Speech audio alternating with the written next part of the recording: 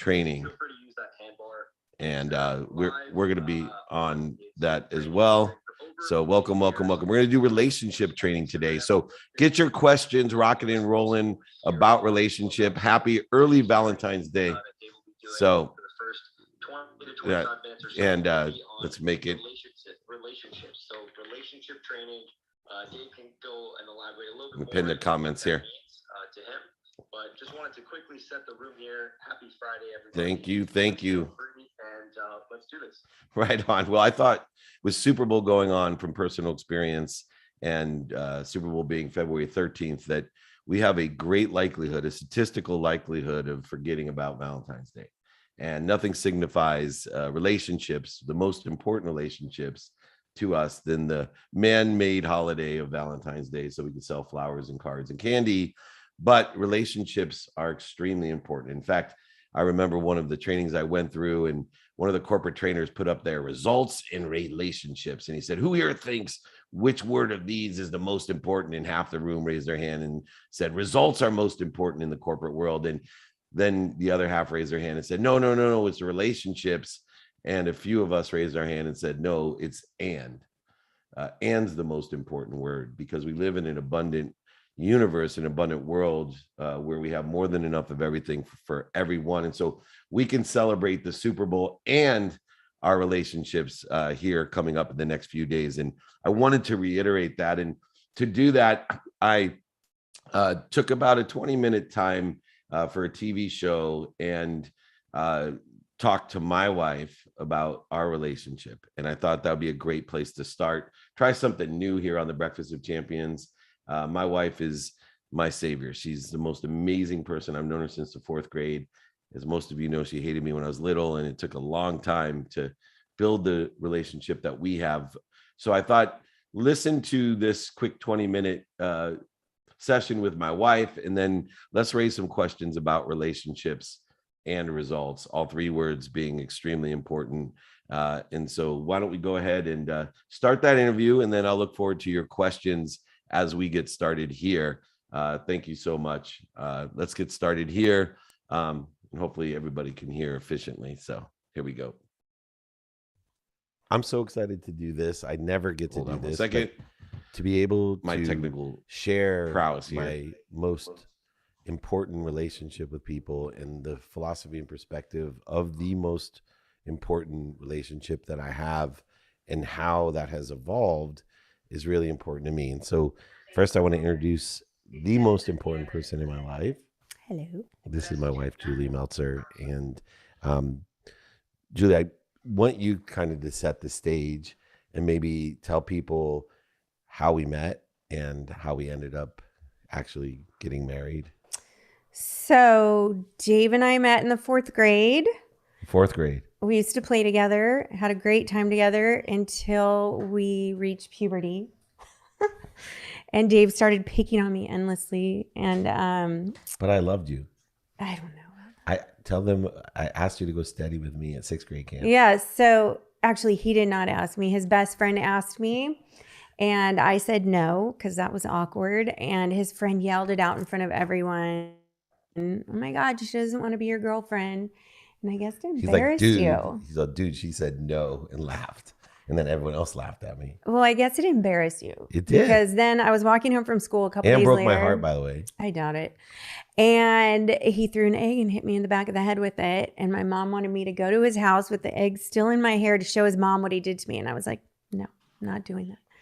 And that set the scene for me hating him. Through elementary, junior high, and high school? Yeah, except for in 7th grade, you told me I was ugly and all my friends were prettier than me.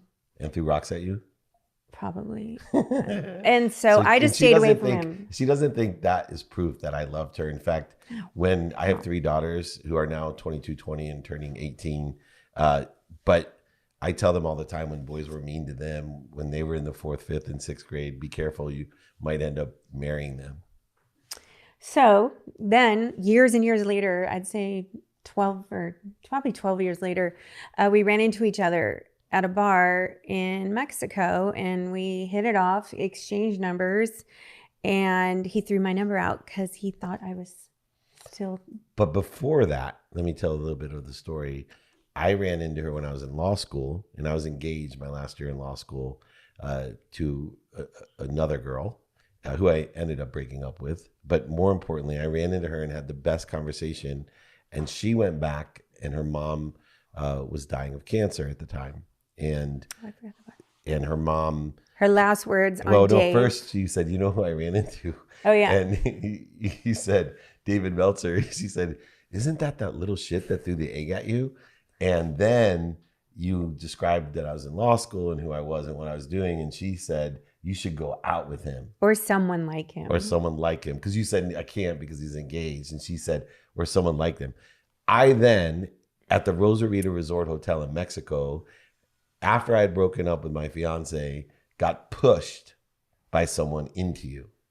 And I didn't see you. And we didn't just meet up. I got pushed. Yeah, it was by karma. I think it was fate. I think it was your mom. Maybe. And I bounced off of you. What was the first thing that you said? I have a bone to pick with you. He didn't even remember. He barely remembered. I'm like, you threw an egg at me and hit me in the back of the head and told me I was ugly and all my friends were prettier than me. Yeah. And you did not remember. You said, well, you're not ugly now. Can I buy you a drink? And you did. And then my other friend, the reason I threw the phone number away, my other friend embarrassed me. He's from Pennsylvania and a lawyer, and he was just being obnoxious. And so I thought you still thought I was a jerk. But meanwhile, we end up then going on our first date, which was still the best date of my life. And you told me that you actually had butterflies. Yep. I did. I was like, what is happening? Dave Meltzer, really, stomach? Like, I didn't understand and that. And then she moved in almost 2 years later. She moved in with me. And my favorite thing was I was so nervous. We had a brand new house. She moved in with me. And the very first thing she said as we laid down as she moved in with me was, if somebody would have told me when I was 12 that I'd be in love with you, I would have killed myself. I said, this is starting off really well. But I think it's important because the background of that story, I think there's something bigger than me. And when you have a feeling that you're protected and promoted at all times, you start paying attention to coincidences. And she doesn't know this, but when I moved in to San Diego with 6 kids and my mom, and I actually slept on a windowsill by choice, by the way. I didn't want to share my room with 3 other brothers. She was the first person that skateboarded by my house. And I still remember, I know she doesn't think I was in love with her, that's when I had my first butterflies from seeing Julie. So I think there is an intuition. We've been told by Dr. and Master Shaw that we've been together in like over 200 lives. Over 200 lifetimes. And she's we were going to take a break next one, but no. I told her if that's the case, we're taking a break this one. But nope, not a chance. But she thinks she was the husband most of the time, which may or may not be true.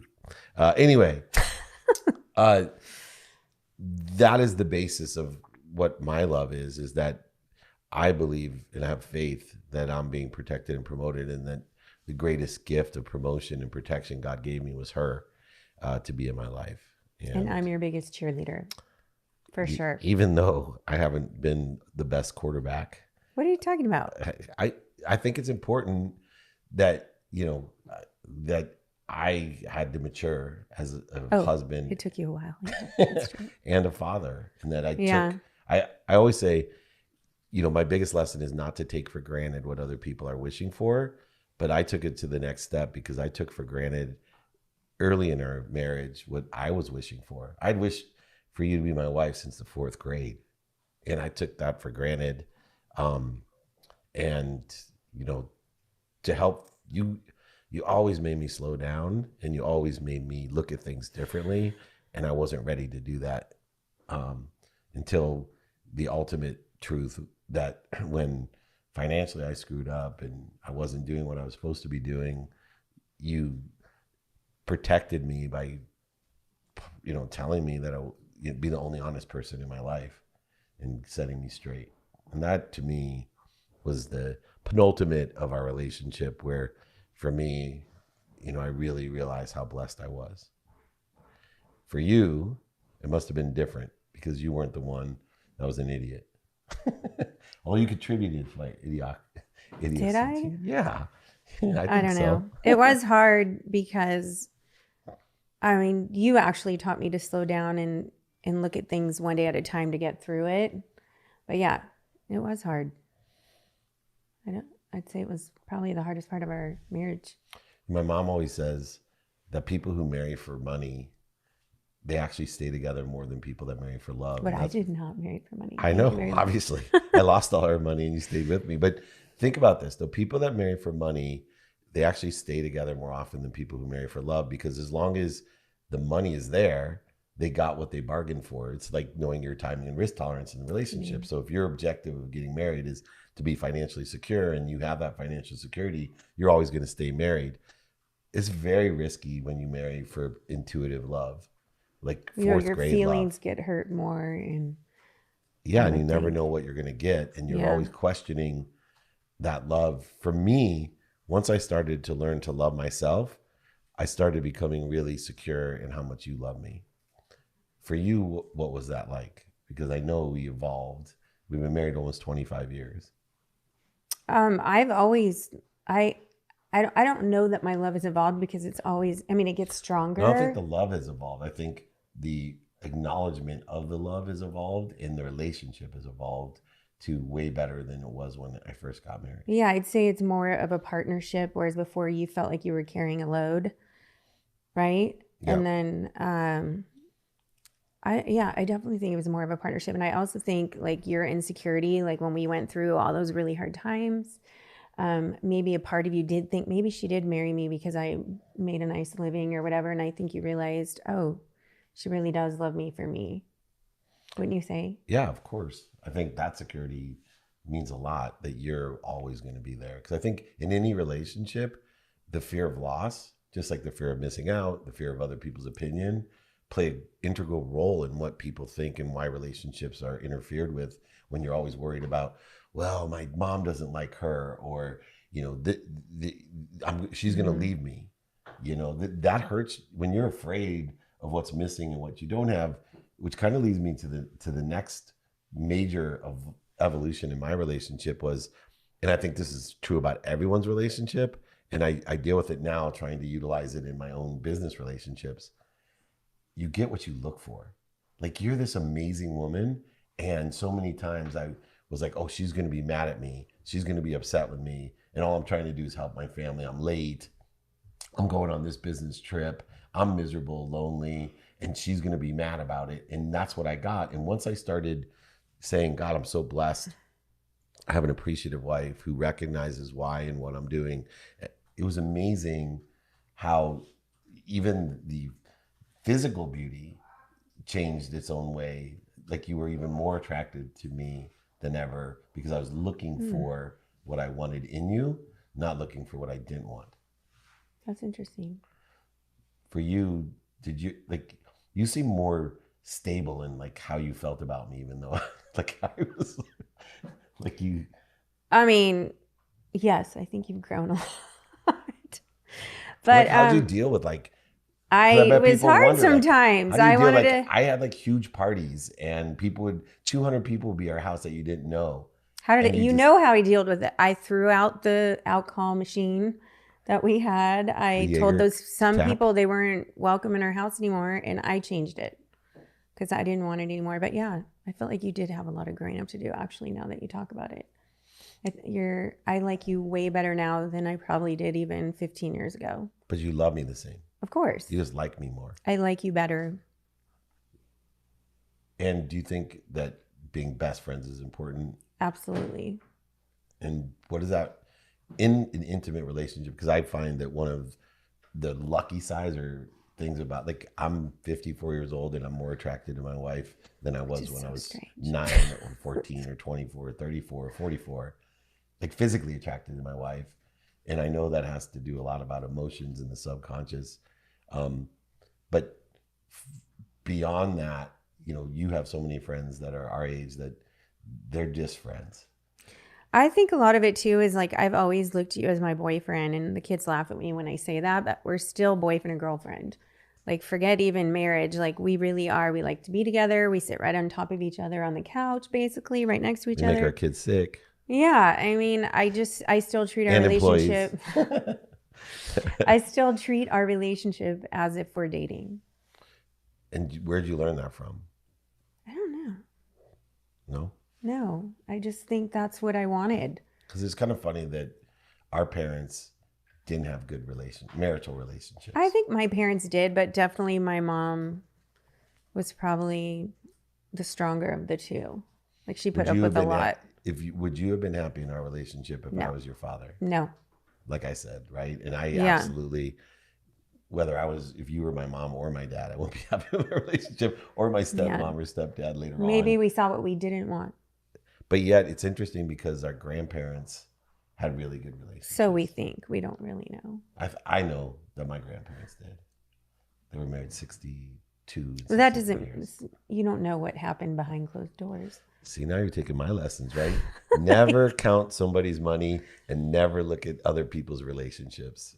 Those are two rules of mine. I think everyone goes through a hard time, and it's how you deal with it and move on. Um, and I think there is a lot of love there, so you can work on And so, that. obviously we worked on a lot of things. Yeah. And I think you're more straightforward than I am. Like you tell it like it is. It gets you in trouble sometimes, but it helps me because I think one of the greatest lessons is the truth. Because you're inherently this straightforward, honest person. And one of the frustrations you had with me, especially when I was younger, was my personality, energetic, genetic inheritance is being a salesperson, right? So I oversell, I exaggerate, I back end sell. Sometimes I lie, even, manipulate and cheat people when I was younger. And you were always calling me out on. Yeah, I didn't like it. And do you see? Oh, total difference. And you still would call me out if I would, and I still do.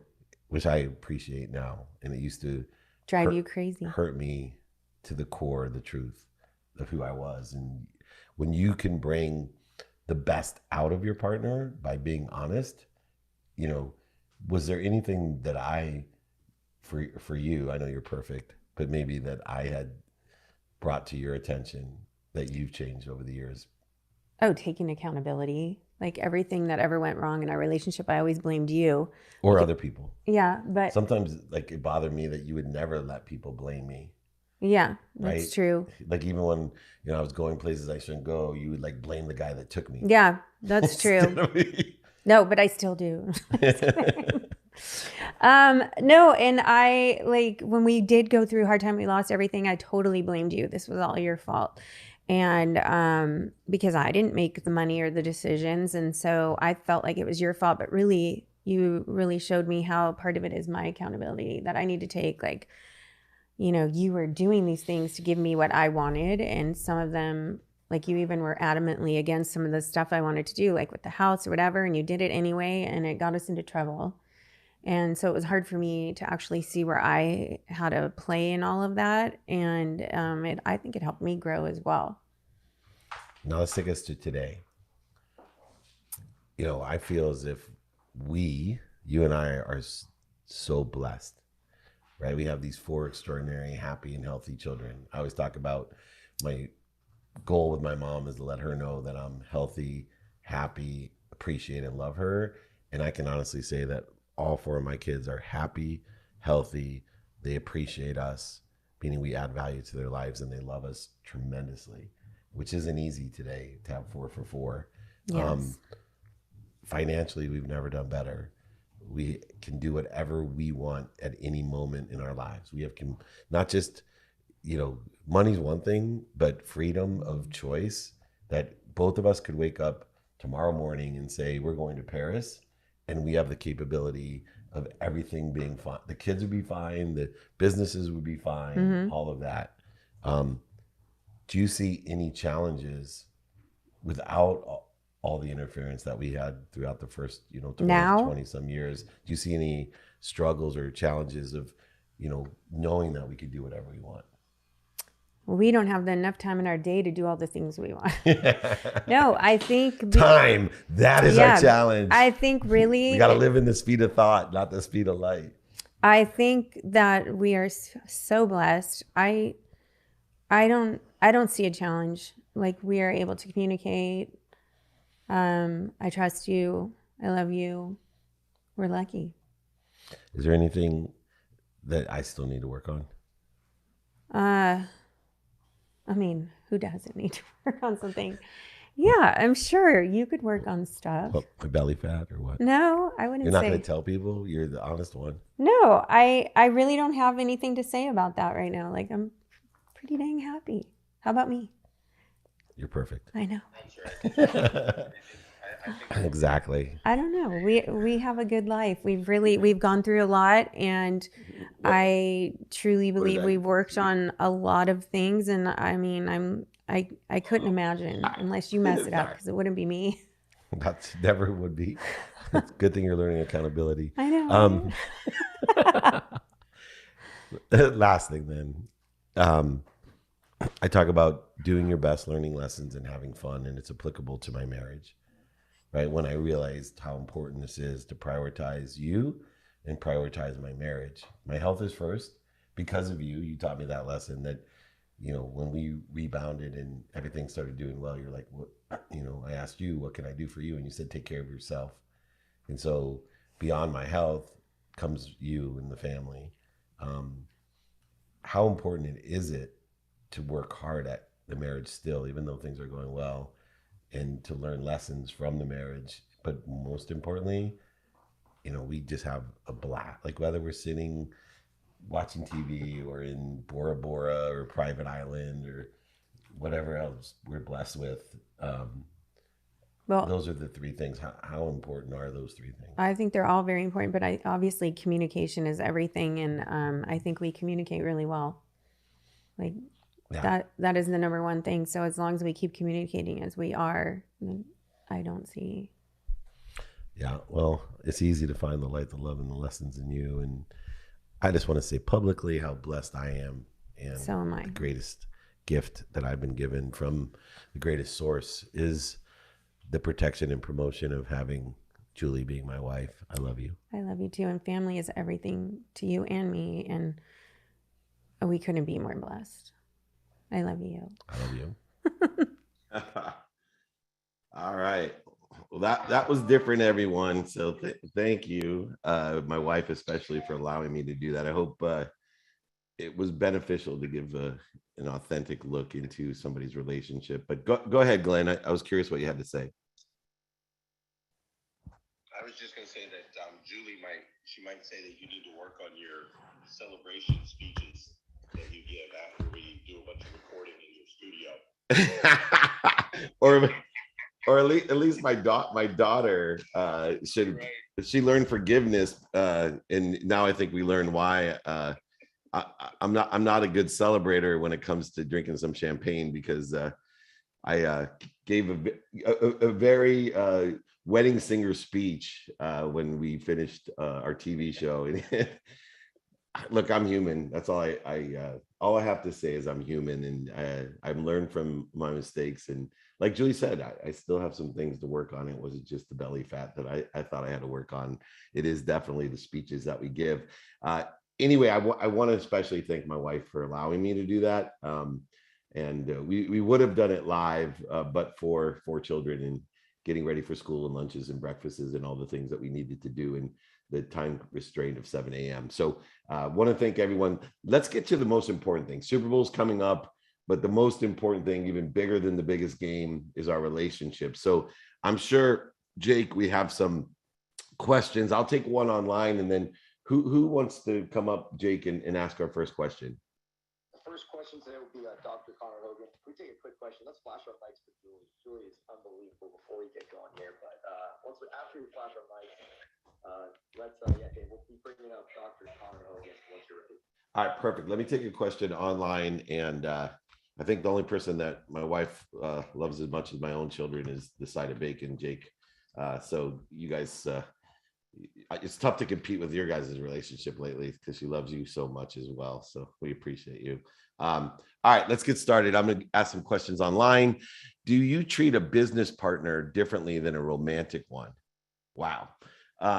Let's start off with an easy question. Holy moly. Yeah, of course, all our relationships are based, to me, on a spectrum of relativity.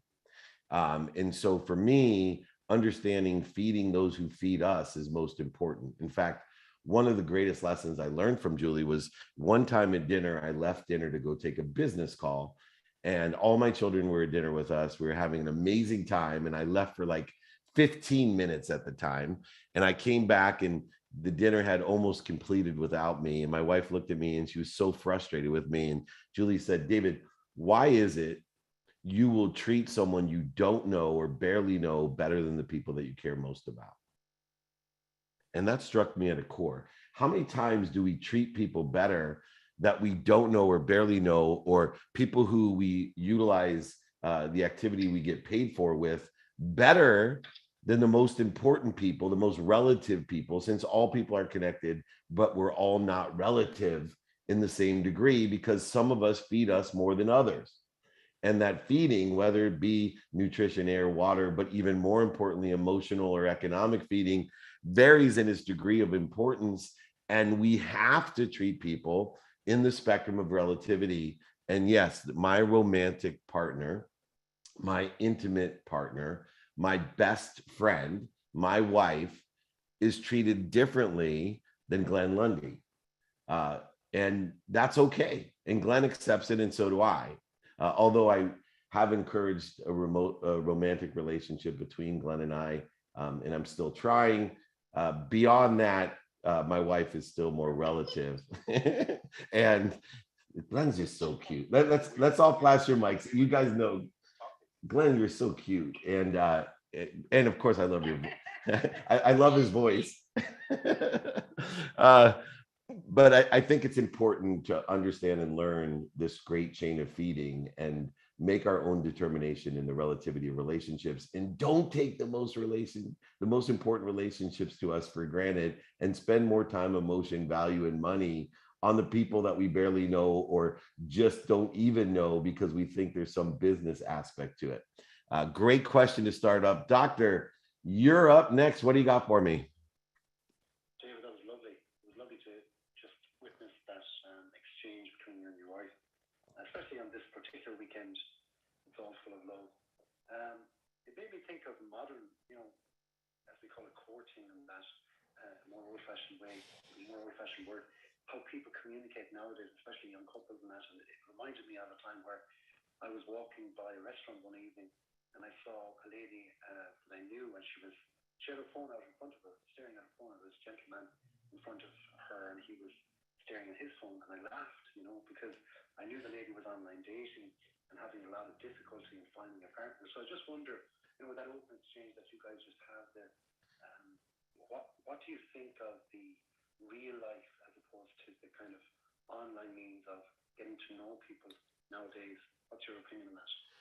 Well, I think it's a matter of connectivity, right? I think obviously the emotional connection in person is the strongest because we are energetic beings, and there's an energetic connection that occurs when you meet somebody in person, or you see somebody, or you stand on a stage in front of people in person, and it's a higher frequency. But I also will tell you that I'm a huge proponent of technology and relationships, because I believe in consistency as well. And 100% of nothing is nothing.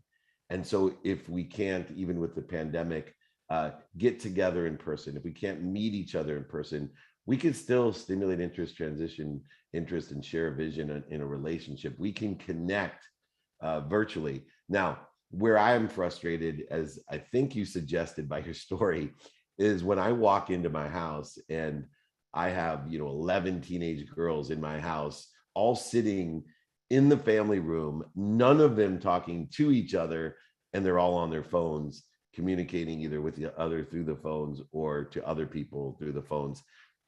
Not a big fan of wasting the emotional connection that's available. And so I would prioritize in-person communication over email and over text, over social media. But I will tell you, as someone who travels a lot, I utilize Zoom and FaceTime, all the different technologies I can to maintain and manage and develop my relationships that I have created and that I have in person and digitally. I think one of the most interesting experiences that we're that we get to experience is that, there's now really close relationships that we've developed and we've never met the person because of the pandemic. We've started relationships on the phone, social media, Zoom, FaceTime, whatever. But I get confused when I'm doing live appearances now. Do I know you in person or do I know your avatar? So utilizing and understanding the levels of connectivity, the levels of vibration and frequency that are available, by far in person has the most energy, and it dissipates as we get down into maybe just text or words over voice and video, et cetera. And I think it's important to distinguish that, and I appreciate you bringing that up on this important weekend. I love the fact that you call this the weekend of love. Just to remind everyone, it's not just Super Bowl weekend. Valentine's Day is Monday. It is a weekend of love. You can enjoy the Super Bowl and the people closest to you, recognize and acknowledge them while you're watching the biggest game in sports this weekend. And then you can enjoy both. Dr. Connor, thank you so much for joining us. Jake, I'm going to take another question online. Who's going to come up next? Next up, we will bring up Carrie Conley when you're ready, Dave. Oh, nice. All right. Here we go. Another one. What is a symbol of a strong relationship?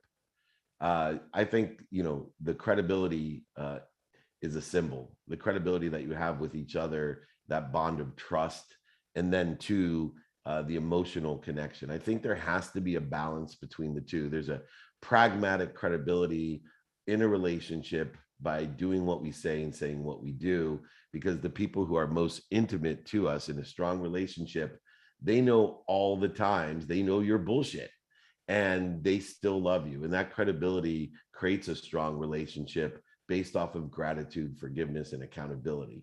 And those were the three messages that I got in the candid conversation I tried to have with my wife was, look, we have a relationship full of gratitude. We're looking for the light, the love, and the lessons in each other. We are forgiving of ourselves for being human and making all those mistakes. I'm more forgiving because I made more mistakes than she has. And accountability, which was a major lesson, as you probably heard from Julie. But if you can have in that strong relationship, gratitude, forgiveness, and accountability, you can live in spirit, inspired by each other, connected to and through. You become resources of each other. We are all resources of the source, the omniscient, all powerful, all knowing source. And if you can become a resource to each other, the relationship, the bond is even stronger based on credibility, emotional attachment, and the connectivity through gratitude, empathy, or forgiveness, and of course, accountability. All right, Jake, Carrie is up next. Carrie, what question do you have for me? Hey, Dave. You are one of my favorite humans on the planet. Oh. So awesome. Thank you for bringing me up. And yeah, so as long as I've known you, Dave, which has not been very long, you have a gift of connecting to people super quick. Like most of the conversations you and I have been under 20 minutes, but I have always felt very heard from you. And so I wonder how do you feel like you developed that skill? Because I think a lot of people get really confused with quality versus quantity. And so I just want to know how you developed that gift. Well, thank you very much, first of all. And then secondly, I want to bring up a person who passed away last week, a person that had a huge impact on a lot of us in this room and people around the world. And his name's Bob Proctor. And I was blessed to have Bob Proctor as a mentor, a friend. He was also, by the way, one of the most generous human beings I've ever met. He was the largest donor to the Unstoppable Foundation, which I'm the chairman of, and a variety of other people have expressed his generosity as well. But Bob Proctor, I was blessed to go out to dinner in Toronto with him for 4 hours. And he said to me something off the cuff. It wasn't even something that he meant to make a huge point of, but he said to me, David, because I took a quick phone call. He said, David, after 5 minutes on the phone, you're just visiting. After 20 minutes in person, you're just visiting. And so we have to make sure that we're utilizing our visiting time with the people that are most important to us. And in my head, even though it was a very quick statement that was unintentional, I think, from him of making a huge point to me, it changed my life, because that's when I decided that I was going to create an objective, an intention, a 5-level intention, not just what I would do to try to keep all my phone calls of 5 minutes and meetings to 20, but I was going to say things that would allow me to do that. I was going to think things that would allow me to do that. I would believe things that would allow me to do that. And I actually would also feel them. So when I realized that I could do, say, think, believe, and feel, that I could meet this connectivity within 5 minutes on the phone or 20 minutes in a meeting, an interview, whatever it may be, not only was my productivity increased exponentially, but my accessibility to others, meaning I was way more accessible, because I can tell anyone here today, anybody wants 5 minutes of my time on the phone, you got it. And I could tell anyone, if you're willing to come out to me or you want to interview with me, I have 20 minutes for you, because I have set my intention at all 5 levels: what I think, say, do, believe, and feel, at all 5 levels, an intention of connectivity, so that I can express my frequency, my vibration, and allow that vibration to strengthen, have a wider spectrum, so it resonates with you quicker, because I am picking and choosing who I want to visit with, instead of spending all my time in a arbitrary and capricious manner, that I am visiting with people that I barely know, when I have 4 children and a wife and dear friends like you, Carrie, who I've met, that I love, and very specific to have an objective when we're coaching, or we're helping each other. Look, it's 5 minutes, but when we meet each other at an event, and everyone's sitting around the table, it may be hours, as Bob spent 4 hours with me visiting. So I think, number one, distinguishing between visiting and a key objective, and then setting forth the 5 levels of intention to make sure you do, say, think, believe, and feel all of the different things that you need within the context. For me, I have a 5-20 rule: 5-minute phone calls, 20-minute meetings, with exceptions to the people I want to visit with, and exceptions pragmatically when a business deal or some other opportunity warrants more time. Of course, I make exceptions, but overall, the majority of my time spent within the context of the 5-20 rule. And that is the secret of connectivity, is understanding the difference between where you have those 5 levels of intention. Is it in some sort of a key objective, or is it just visiting? Awesome question, Carrie. And I want to say happy Valentine's Day. I love you. Oh, thank you, Dave. Oh, you're awesome. You're awesome. All right, Side of Bacon, reset the room. Let's get a next person up when I take another question online, or you could take a question as well on IG or TikTok or wherever heck we're multicasting. I'm so glad, Jake, we went over 60,000 people registered for the free training that I've been doing for over 22 years. And I have to admit, this was a little different, maybe even a little awkward with what I did with my wife, but it certainly was one of my favorites. Go ahead and set the room, Jake. Yeah, this was definitely one of my favorites too, Dave. So thank you again. Quickly resetting the room here. This is the Breakfast with Champions, 7 a.m. Pacific time, 10 a.m. Eastern time, with David Meltzer. Thank you to Glenn Lundy, who hosts this incredible room and incredible space here on Clubhouse. David is doing a relationship training with, of course, the Valentine's Day coming up on Monday. If you want to email David, it's david@dmeltzer.com, david@dmeltzer.com. Got about 20 minutes here on Clubhouse, so if you'd like to ask a question, please feel free to back channel me. Let's take a quick second, follow the people next to you, follow the people on stage, really creating an unbelievable community here today. So we actually got your voice double, Glenn, who wants to hop in here to ask a quick question, back channel me. So let's go with Glenn, Dave, and then if you can, just take a question on Zoom. So Glenn, welcome, and you can unmute yourself. The voice double. You know what's crazy? Is actually just about 40 minutes ago, someone messaged me, thought that I was talking on Clubhouse, but it was you, Dave. My voice over there, but literally that happened 40 minutes ago. Here's my question, Dave. In this weekend of love, Valentine's Day around the corner. My wife, Leslie Lundy, she's like a minimalist, right? She doesn't like jewelry. She doesn't like flowers. She thinks flowers are a waste of time, effort, energy, and money because they just die. Um, she's just very simple, basic, right? Like she doesn't want a whole lot of stuff in her house. But she's also a little bit introverted. She doesn't like being the center of attention. She also doesn't like to leave the house, Dave. She likes to be home. That's why she homeschools all of the kids. And so it's always difficult for me. And what ends up happening, like to figure out something to get her, to make her feel like, to show her how much I love her and make her feel special, it's difficult for me. And what ends up happening is sometimes we just kind of glaze over these holidays. And so my question to you is, what should I get my wife for Valentine's Day? And how do we make sure that in our relationship we've been married 11 years now, I believe it is, but how do we keep from getting, not just letting these opportunities to share a love for each other go by? I love that question. And, it's so interesting because we're always in our most intimate relationships trying to please others with what we value.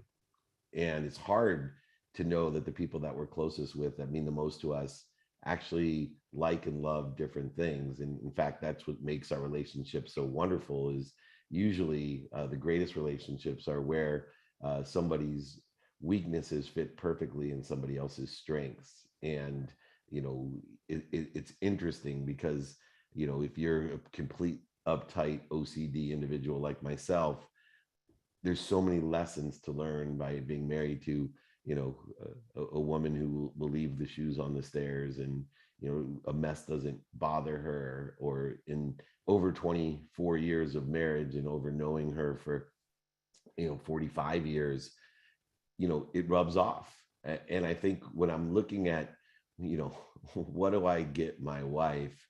Because she doesn't want anything that I would want. I change the narrative and I empower her to give to others as a gift. And so, some of the ideas that come to mind knowing your wife is to buy all of your kids something, and as a gift to your wife, bring joy to your children. Make a donation to a charity of importance in her value system. Stay at home and make a meal with her for all of your family to come over as a gift to her. Turn off all your phones and computers and, spend the day with her and the kids, whatever is important. See, when we shift our mindset to, if I was my wife, and you listed off all these wonderful things that she loves to do, so you can incorporate all the things that she loves as a gift by providing her more of that. And I think the greatest lesson by your question that all of us is, so many times we do something or buy something for someone that would mean a lot to us, instead of taking the time, as Glenn has, to think about what she loves and providing more of what she loves, which would be the greatest gift to her, especially on the weekend of love and the holiday of love, to go ahead and acknowledge, right? The three steps in giving is: one, appreciating the person, adding value to the person, acknowledging the person by giving that away, and then asking for more. And utilizing the three-step process of appreciation, acknowledgement, and asking for more, you can empower yourself as if you're your wife, aligned with her values, in order to incorporate more love. And that acknowledgement of yours will go a long way, more than buying her a new car or something that you would like. Go ahead and just expand and accelerate what she loves. Does that sound fair? Thanks for saving me money, Dave. Thanks for saving me money. But yes, that sounds more than fair. And I never thought about creating something or gifting her something that she can give, because she is such a giver, right? So creating an opportunity for her to give joy, or I've always thought of things that she maybe likes that I could give her, but I never thought to shift it to create it to where we can allow her to give something. That's awesome, Dave. Thank you so much for that. I love you, man. Thank you. You are my Valentine as well. We're so blessed. Jake, I'm going to take a question online. Is there someone else that wants to come up? We got about 14 minutes. Yeah, we got someone on Clubhouse, Dan, and then before that, we'll take a question Okay. Why don't you give me the question from TikTok? I'll take a question from someone in back channel, and then I'll take another question online. Okay. Perfect. The question is, how do you build trust and credibility in a relationship? Well, I talked about the 5 levels of intention, and those 5 levels of intention also are indicative of building trust and credibility in a relationship. It's not just what you do. A lot of people say, well, it's not what you say, it's what you do. No, no, no, no, no, no. It's everything. It's 5 things. It's not only what you say, it's what you do, it's what you think, it's what you believe, and it's what you feel, because we give meaning to everything you see. And if we can aggregate all 5 levels of frequency of intention, of vibration within the context of intention, when we focus in on this relationship, when we want credibility and trust in a relationship, which is just clearing the interference between us and that other person that's relative to us, we have to hold ourselves to a higher standard of saying and looking introspectively, am I saying the right things? Am I thinking the right things and doing the right things? Am I believing this? And how do I feel? Because that feeling is the ultimate indicator of how much interference there still exists between what we think, say, do, and believe, and what the actual connectivity of inspiration is in that relative relationship. When you feel that love, when you feel that flow, that connectivity, which we don't always feel, right? Anyone that's been married over 20 years, you don't always feel it. But when we do, we want to make sure that we acknowledge it by understanding what we're thinking, saying, doing, and feeling. Believing at that time, to create and clear the interference that's usually created by ego. It's usually, I'll tell you why you don't feel credible and you don't feel trust within the context of that relationship, that intimate relationship. I'll tell you why. Because you either have a need to be right, a need to be offended, a need to be separate, inferior, superior, anxious, frustrated, angry, guilty. Any of these feelings will create interference, so that you may be saying, thinking, doing, and believing all the right things. But if you ain't feeling it, then you have some sort of ego-based consciousness that you need to work on to clear that interference in order to effectuate what you're doing. Amazing. Thank you, Dave. That was one of the questions here on TikTok. Did you want to answer a question on Zoom, or do you want to go straight to the Clubhouse later? You know what? I'll do Zoom then Clubhouse. So let me get one on the webinar here. And I appreciate everybody's patience with us. I call it the Sanford and Son. A lot of people reach out to me and ask me, hey, how do you simulcast on all these different places? Go online, look at the pictures of what I call the Sanford and Son setup. It looks like the junkyard dog with all the different things we're trying out to get to as many people as we can. I like this question. How do you keep the spark alive after you have kids?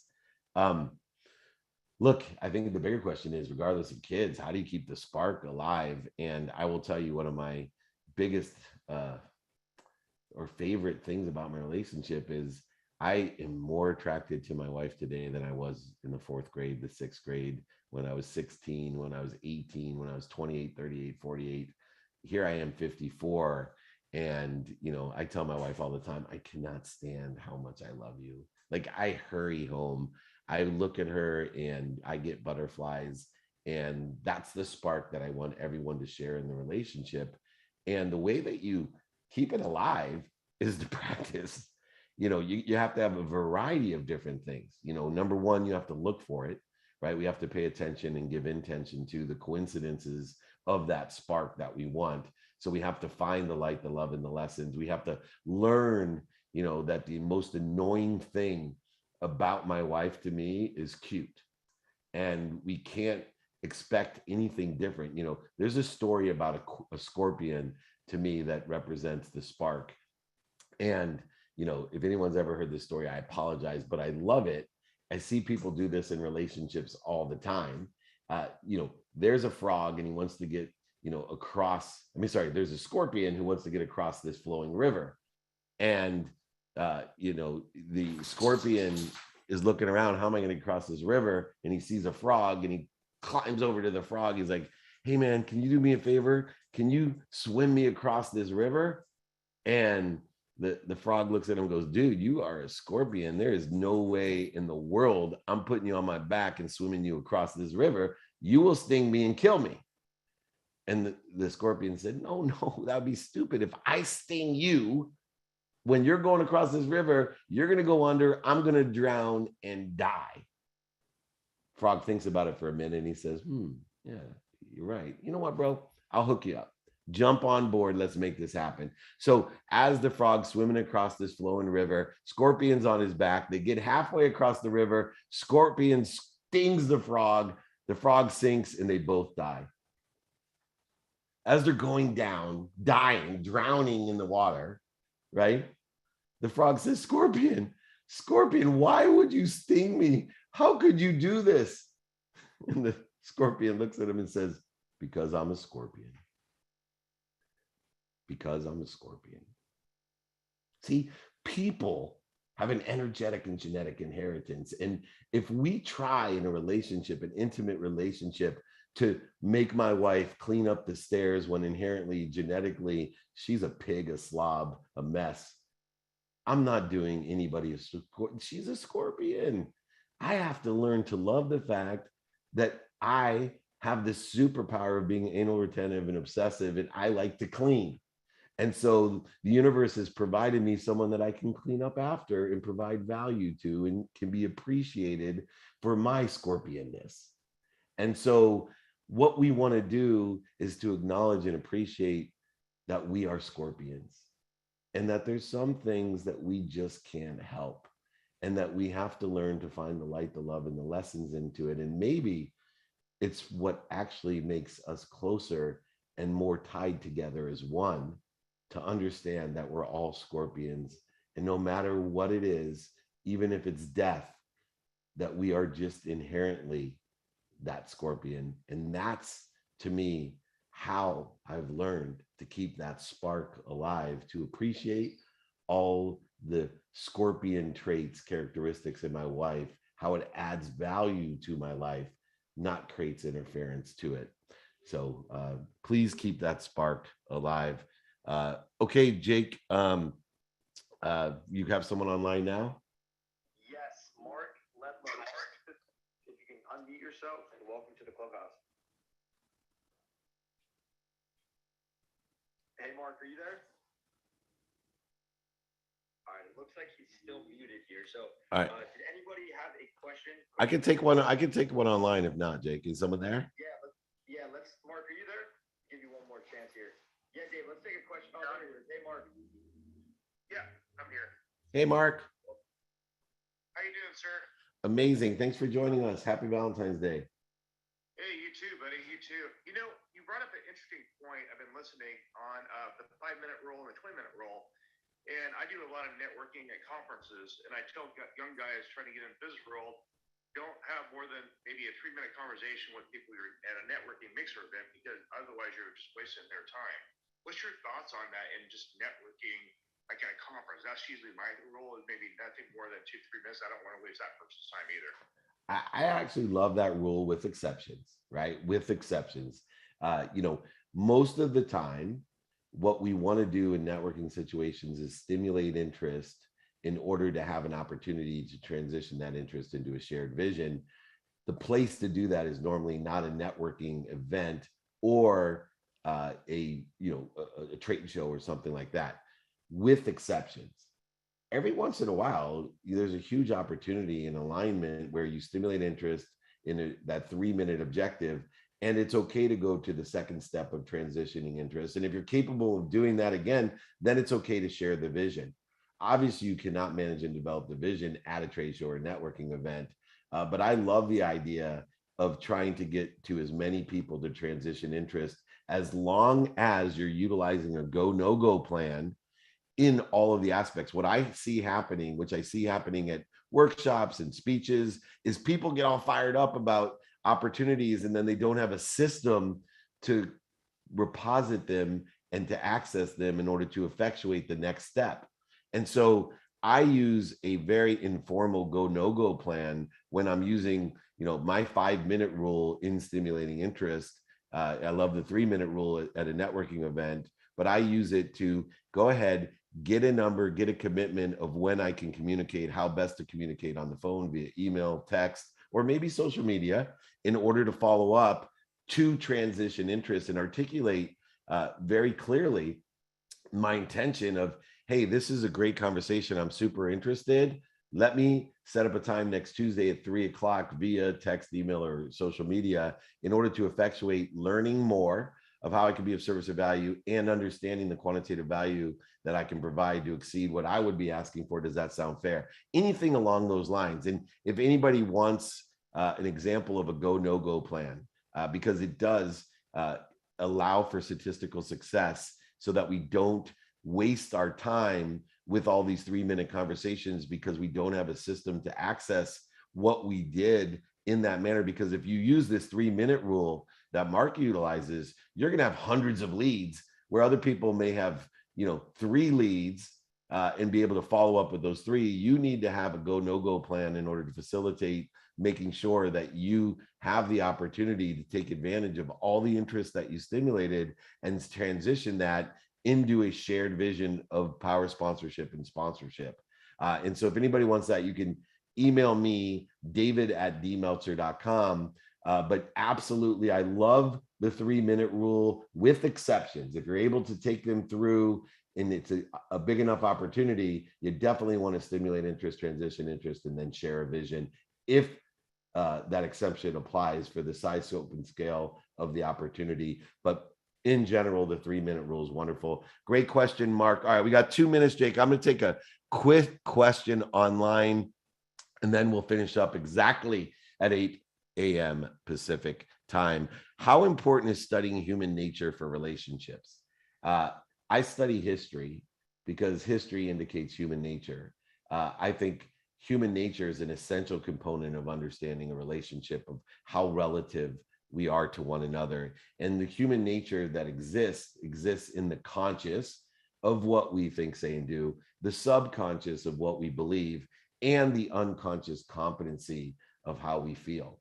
And I am consistently studying history of relationships in all 3 realms to learn about human nature so that I can facilitate having a closer bond in the spectrum of relativity of all my relationships, from my most intimate and closest relationship with my wonderful wife, who was gracious and humble enough to allow me to have that interview that stimulated interest of these great questions that hopefully will help other people along their way of understanding basic human nature in the conscious, subconscious, and unconscious, so that we all say, do, and think, believe, and feel all the connectivity between ourselves as resources and others as resources, and of course allowing the omniscient, all-powerful, all-knowing source to flow through us for others to strengthen that bond, clear the interference that's created by us in order to effectuate the happiness, the light, the love,